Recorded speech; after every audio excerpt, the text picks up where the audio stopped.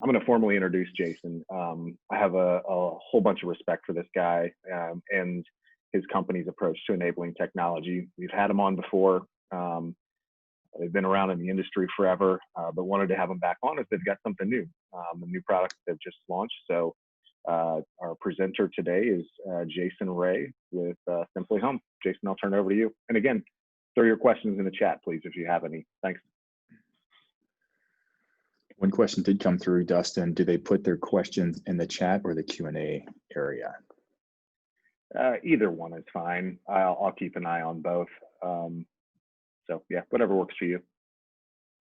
Great. All right, well, I'm going to go ahead and share my screen.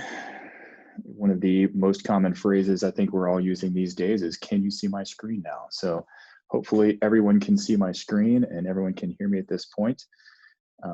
And for any of those in the audience who have heard our presentation before, outside of this first slide, most of the rest of the content will be new. So hopefully you won't be walking away saying, I've heard all that before. As Dustin mentioned, our goal here today is to talk about some of the new things that we've created over the last couple of years that we're just launching right now as a part of Simply Home. And so we want to introduce that to everyone and let you know some of the new products and features and things that we have coming out.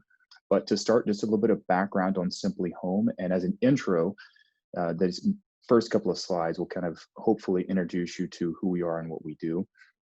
As Dustin said, we have been doing this for quite a while.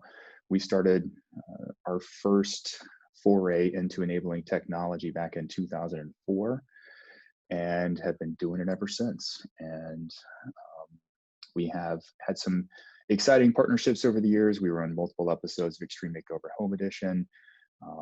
And one of the things that we will be talking about a little bit later, but just going to introduce that as well, is the idea of really looking at how we approach technology, both from the perspective of an individual who can benefit and from an organization. So we're going to talk about how we really gear our solutions from both of those perspectives, because they really have to come together and work well together in order for it to be effective. So we are going to be talking about this idea of enabling technology today. So really just want to introduce how we approach that first. And again, for some of those who have seen us present before, some of these things and ideas will be familiar to you, but want to get everybody kind of on a baseline starting point before we just jump in. So when we start talking about enabling technology, and really where we started was finding ways that we could support activities of daily living, wanting to know that something had happened or not happened with an individual without having to physically be there just in case that were to happen. So any of the common scenarios that we were facing as a provider organization, because we did come out of the provider world in terms of the creation and development of our technology, any challenges we were facing as a provider or individuals might be facing that were not allowing them to live more independently, we wanted to look for ways that we could integrate technology solutions to help overcome some of those challenges and not, again, require someone to be with someone all the time just in case of an issue. So things like, is someone cooking safely? Do we have wandering and egress issues on the overnight? Is someone not accessing their medication at the right time? Those common kinds of scenarios, we wanted to address that with technology. And so we have developed a lot of specific technology solutions. We use a lot of off-the-shelf technology solutions. But again, we just want to be equipped with knowing that that has happened or not happened first and foremost. Once we've identified something has happened or not happened, we need to do something with that. We need to take some kind of action. And that's really where step 2 comes in. And we'll talk about some examples of this in just a second. But the areas where we leverage technology, once we've identified that something has happened that's potentially concerning, we can either prompt and redirect that person. So we can use, and let's say, an audible announcement in someone's home. So if, let's say, someone left their stove on for an hour, maybe we don't want to alert somebody who's remotely supporting them first and foremost. Maybe we want to engage that individual first. So it could be an audible prompt for a speaker that gives me a reminder that says, Jason, don't forget you left your stove on. It could be that I need to be alerted through an email, a text message, or a phone call. So there's lots of different ways to provide that engagement direct to an individual, first and foremost. Or it could be that we need to alert somebody who's maybe remotely supporting me that a situation happened. It could be that we also need to do multiple things. So it could be that I get a prompt or reminder first and foremost. And if I don't address the situation after a certain amount of time, then my care team is alerted. And we'll look at some examples of that again in a second. The third thing that we can do with technology, and once we've identified an issue, is we can control something in a home. So think smart home, environmental control kinds of applications where you may need to open and close a door, turn a light on and off, change the temperature in the home, lock and, or unlock a door. Those kinds of things, either automatically. What I mean by automatically is it could be based on time of day. So every day at 10 p.m., automatically lock all the exterior doors, or it could be based on certain events that we detect in the home. So I get out of bed, it's the nighttime, automatically turn a bathroom light on for me. Or it could be based on an individual's choice. So one of the things that we find, and we'll talk about it a little bit more on the next slide as well, is that there's a ton of great technologies that have been developed, particularly over the past 5 or 6 years from a smart home and Internet of Things kind of perspective. But what we also often find is that for the individuals we serve, those solutions aren't necessarily accessible. So think about a smart thermostat, for example. Great, ton of utility for people that we could serve. But if you've ever tried to use a smart thermostat app, I know I get very frustrated because the controls are about this big and it's kind of complicated.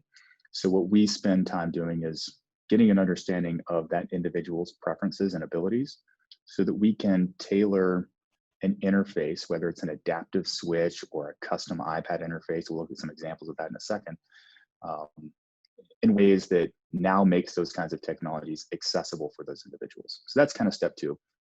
And then step 3 is the collection of information so that we can look at patterns and trends and see how well someone is doing and reaching a goal that they may have set. So as an example, maybe in my support plan, we've identified that I have a medication dispenser and my goal is to access those medications 95% on time.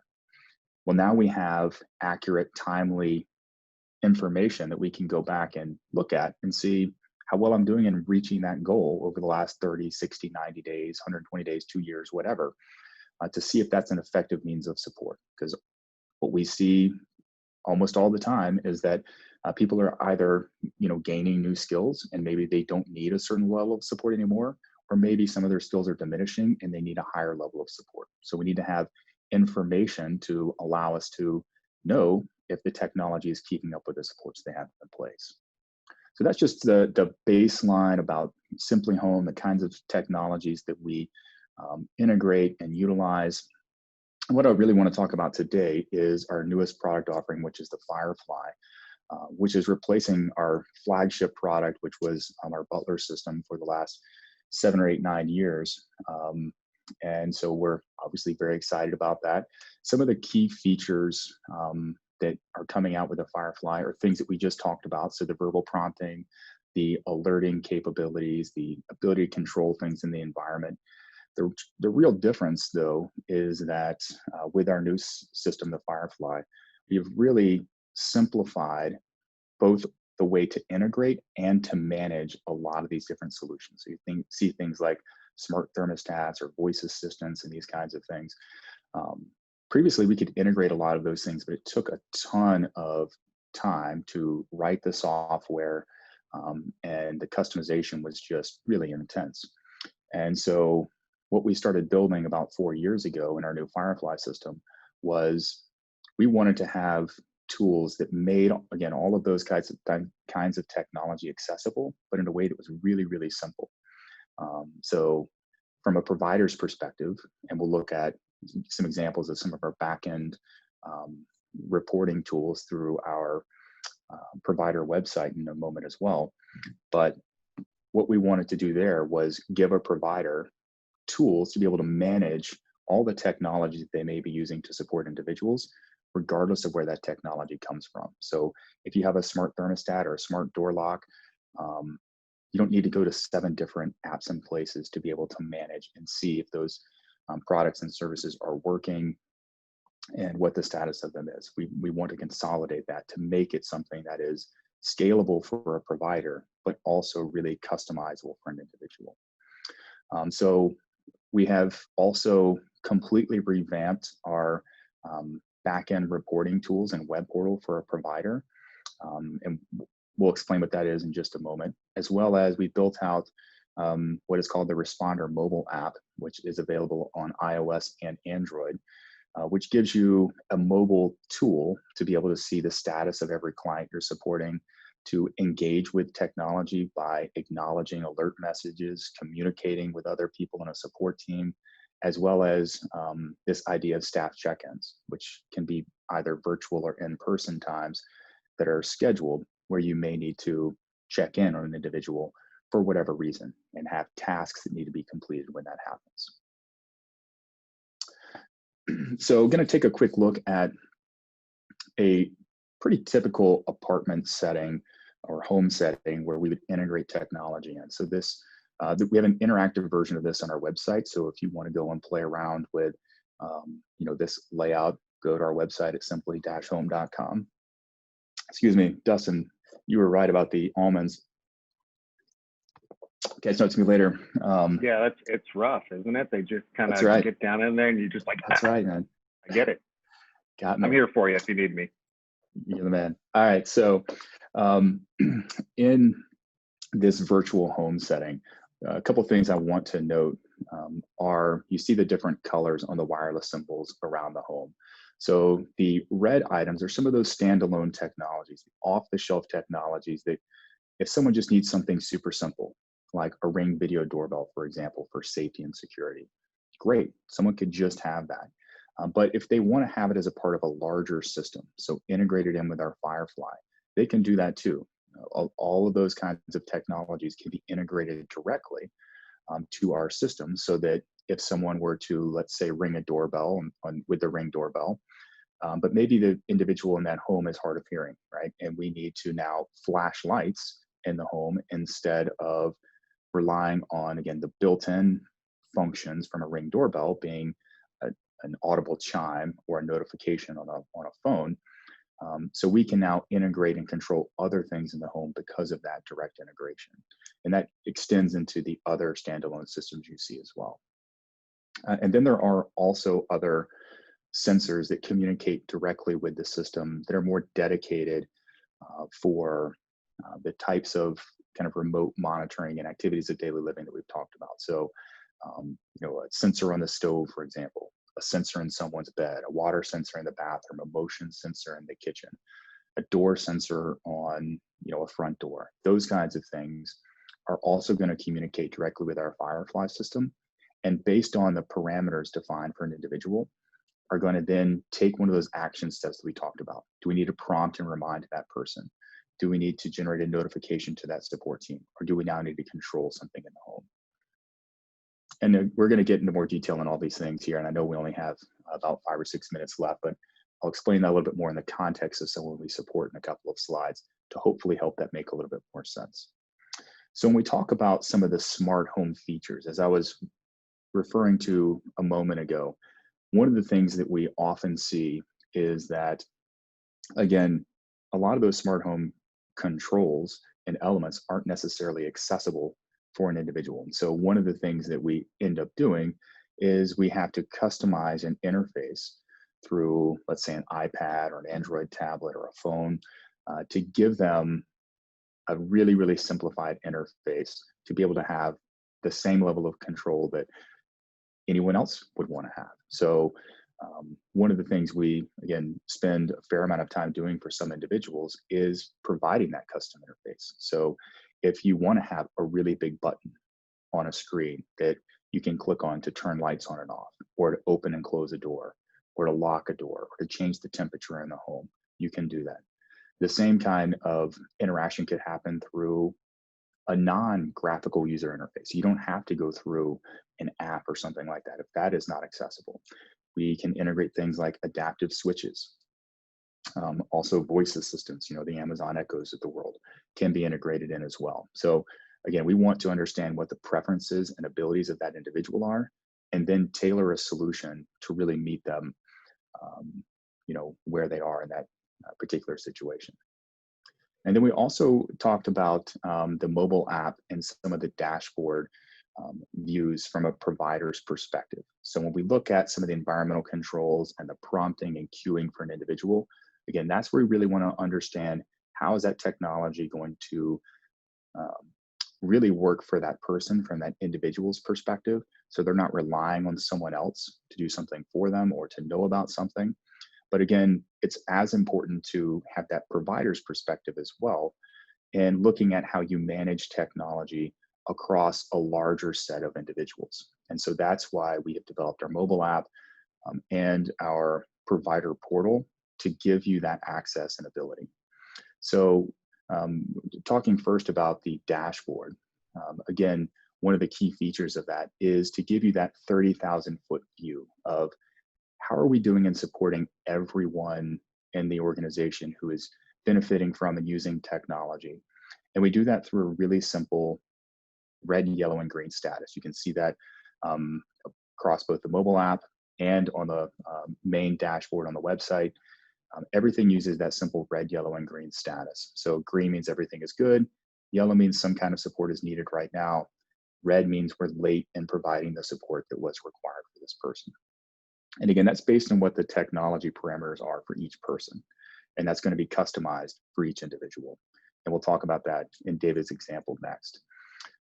But what you can do with the backend website is you can update, configure, and manage all the technology services for a person. So you can really drill down into each client that you're serving. You can see the status of every piece of technology that they have. You can see full timelines and historical information as well. So every event that happens, a door opens, a stove turns on, a light turns on, a door gets locked. All of those events are going to be tracked through the system for historical reporting purposes. Any of those outcomes that you're supporting, so think about that step 2 from a few slides earlier, a prompt that was given to an individual, an alert that was sent to a care team member, a device that was controlled, that's also tracked through the system. And you can make updates and changes to that as well. And that's also all auditable. So any change that is made, anything like that that happens, we keep a record of that so that if someone on that person's care team makes an update or change, you can go back and see what that change was, who did it, when they did it, all those kinds of things. But again, you also have the ability to zoom out and have that 30,000 foot view and look at across your entire organization. You can see every piece of technology. You can see, again, how well you're doing as an organization and supporting individuals. You have a lot of people who have currently a red status or those kinds of things. So you have those tools at your fingertips from both perspectives in the provider dashboard. But from the mobile app perspective, this takes all of that ability from the engagement standpoint, not from the configuration standpoint. Any configuration changes have to be done through the website. But the mobile app allows you to take the engagement with individuals and their technology anywhere that you need to go. So if you have remote support team members who are in the field, who might be providing that in-person support when needed, they can now engage with the same information in real time and supporting someone. So if they need to communicate with other people in the support team, if they need to make an update by acknowledging a certain alert. So again, if an alert goes out that I left my stove on and the protocol is to reach out to me and my remote support team can't reach me for some reason. And now the next step in the protocol is to send someone on site. Now that person who's responding on site has that information in their hands in terms of what the issue is. When they arrive, they can actually handle the issue, acknowledge it, document it. And my status is now going to go from either yellow or red back to green. And you have also have already automatically documented everything from start to finish from that individual's perspective, as well as providing that check-in support. So we talked about check-ins just briefly a second ago. So that's the scheduled support time, either virtually or in person, to just go and check in on whatever that situation may be. So it could be the 9 a.m. Monday, Wednesday, and Friday.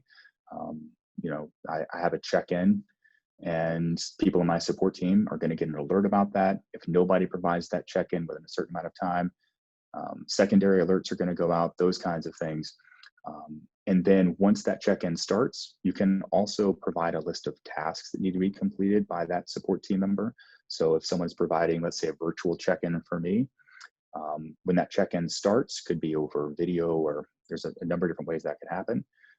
That support team member is now going to get a list of tasks that need to be completed, and they can check those off as they do them. Maybe a wellness check needs to happen. Maybe we're making sure that I took my medications, whatever the case may be.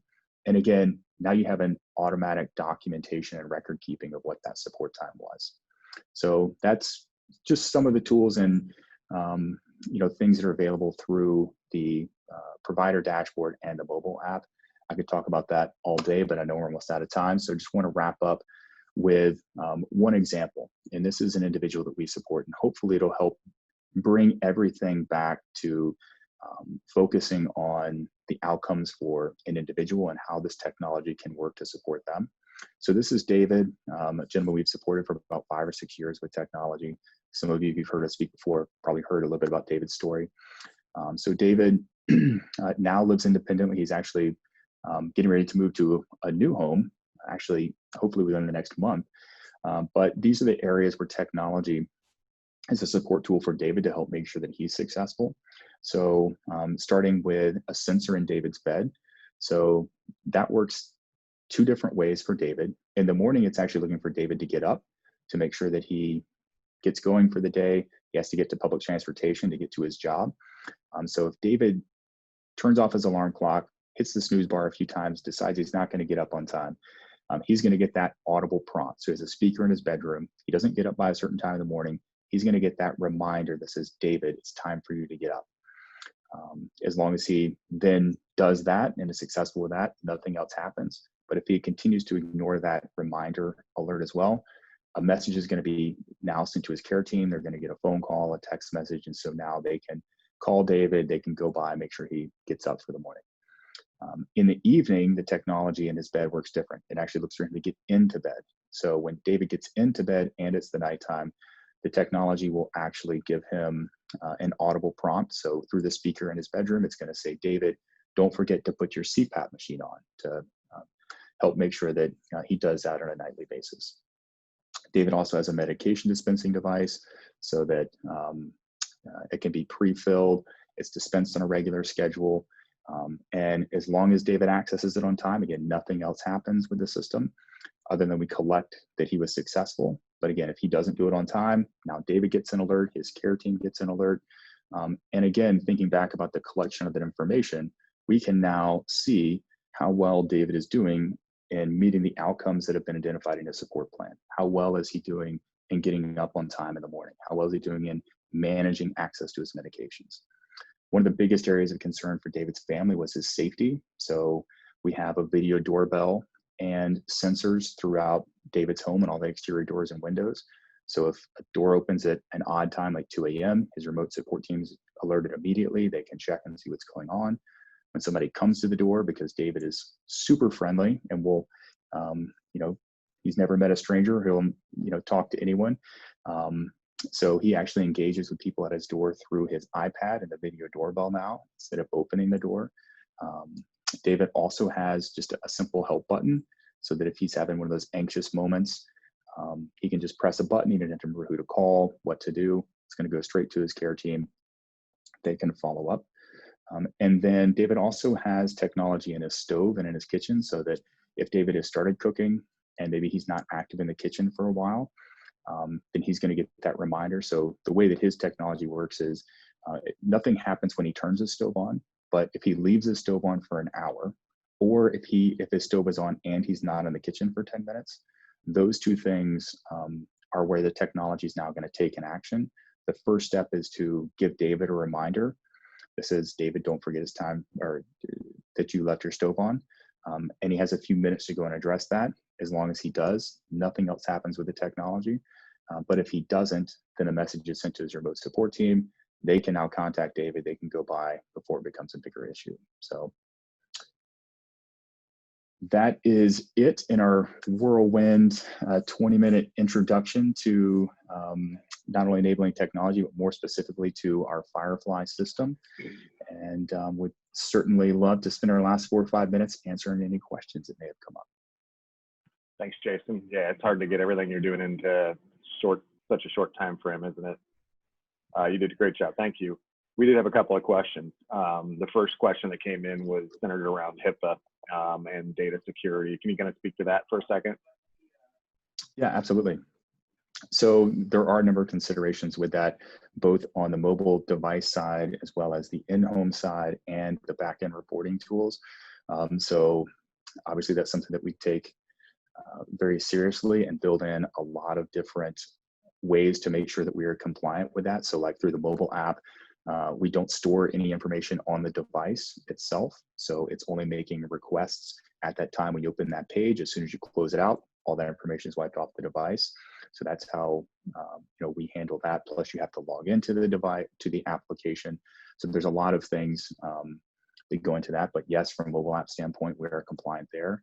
In the home, we have a VPN connection from our device in a home to our services in the cloud to encrypt the flow of information from a home into our cloud services. And then we also follow the same HIPAA guidelines on our cloud services and the provider dashboard as well for, again, some of the ways that we provide audited information to the way that we store that information, the password security protocols and things that we have to follow. So that's a long-winded answer of saying, yes, we do follow the HIPAA compliant necessary steps.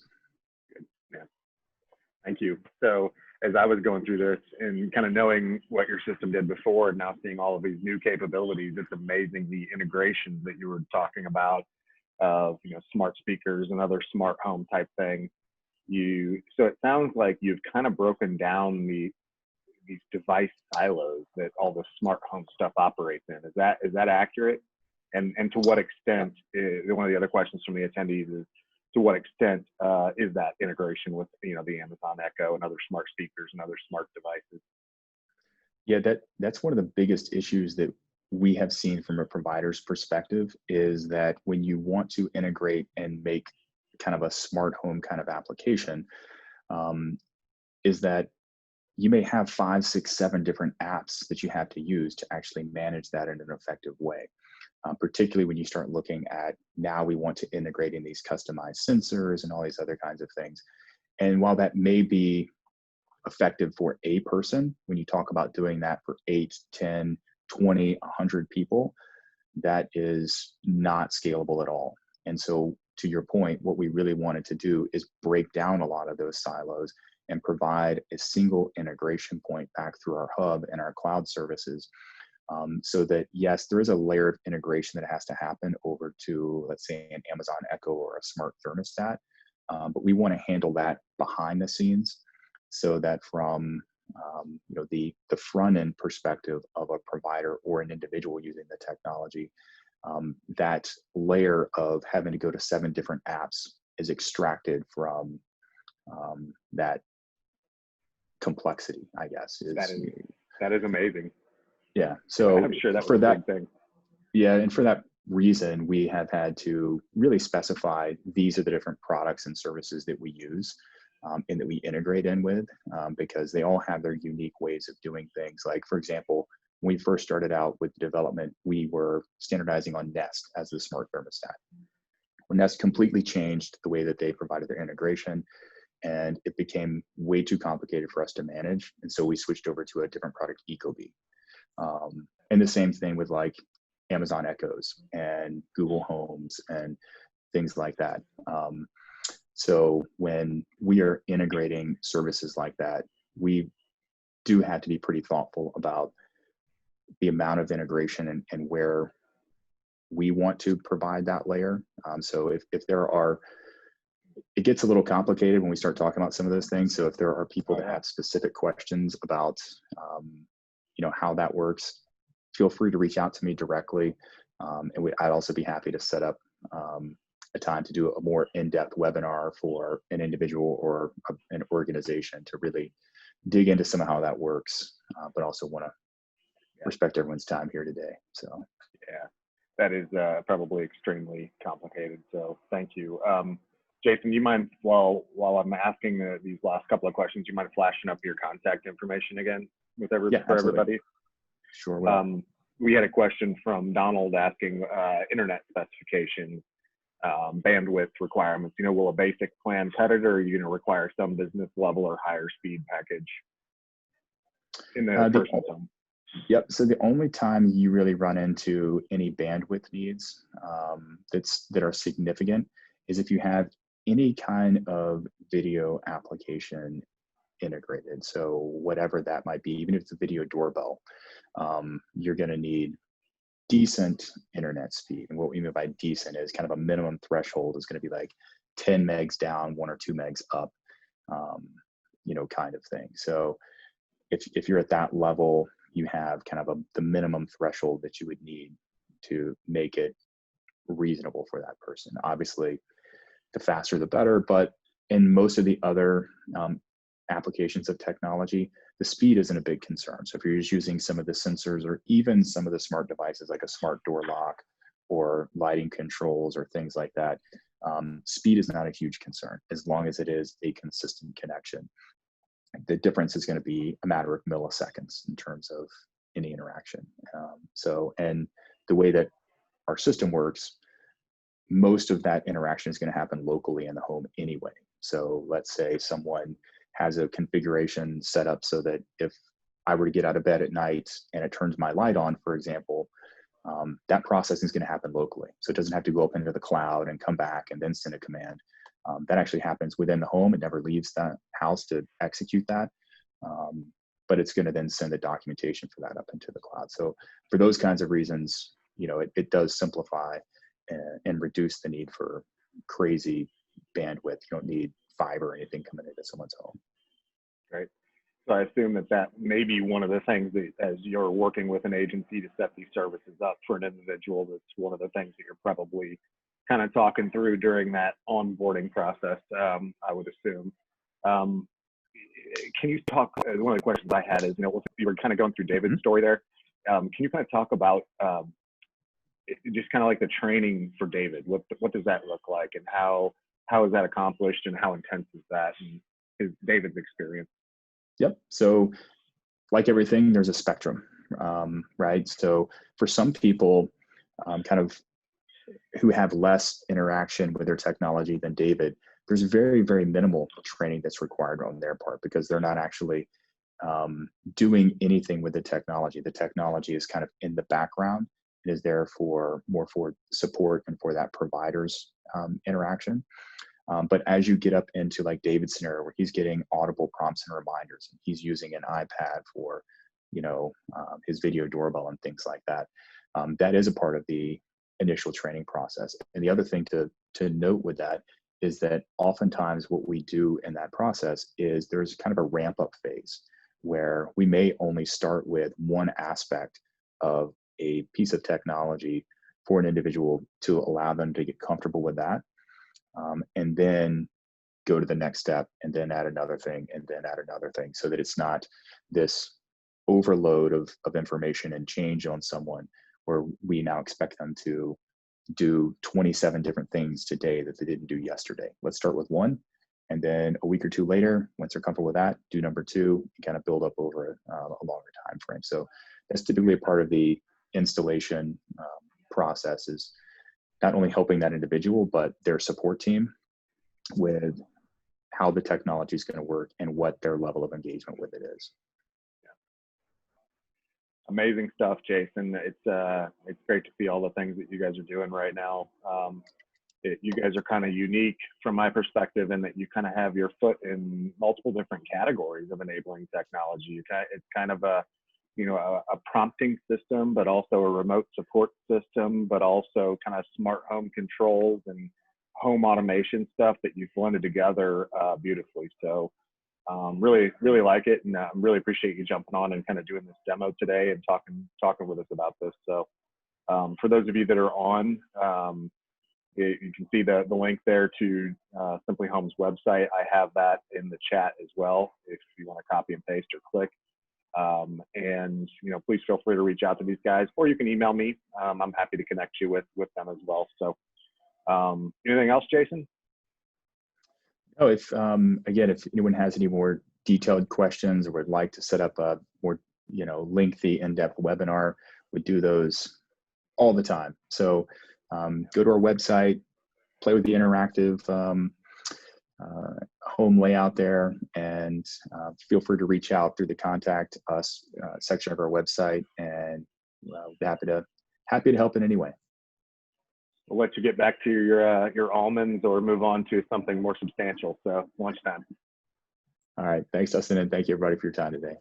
Thank you all. Thanks, Jason. And we do have a tech huddle next week. If you go to disabilitycocoon.com, you can just find the tech huddle section there, and you'll see all the tech huddles we've got. So thanks, everyone. Thanks again, Jason, and have a great week, everyone.